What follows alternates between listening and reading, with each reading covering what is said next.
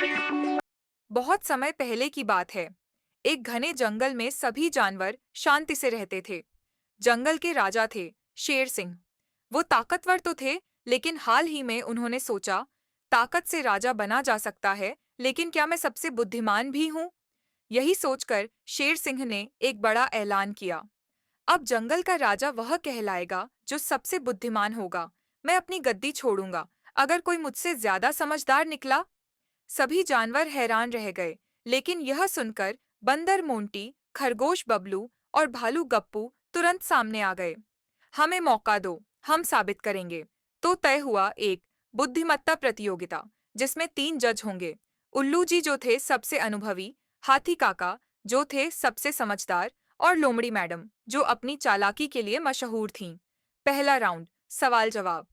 उल्लू जी ने पूछा, एक पेड़ पर 5 पक्षी बैठे हैं, एक उड़ गया, कितने बचे? बंदर मोंटी तुरंत बोला, 4। जज बोले, गलत जवाब। खरगोश बबलू मुस्कुराया और बोला, कोई नहीं बचेगा, बाकी डर के उड़ गए होंगे। सभी चौंक गए। जज बोले, बिल्कुल सही, यही तो है सोचने का तरीका। दूसरा राउंड, समस्या समाधान। अब एक जार रखा गया जिसमें शहद था, लेकिन बाहर नहीं निकल रहा था। भालू गप्पू ने उसे सूंघा, लेकिन कुछ समझ नहीं आया। बंदर मोंटी ने झटपट जार को जमीन पर फेंक दिया। चकनाचूर। खरगोश बबलू ने कहा, जार को हल्के गर्म पानी में रखो, शहद खुद पिघलकर बाहर आ जाएगा। लोमड़ी मैडम मुस्कुराई, यह होती है समझदारी।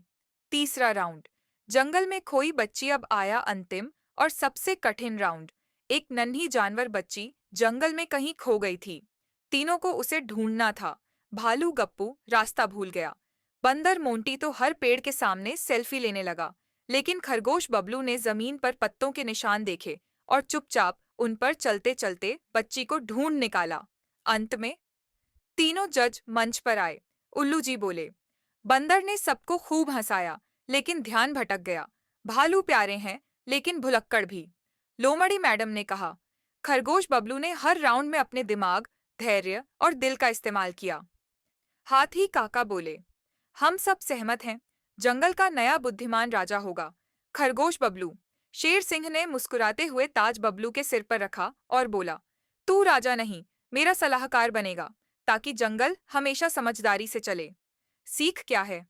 असली बुद्धिमत्ता वही है जो दूसरों के काम आए, और थोड़ी मस्ती भी जरूरी है।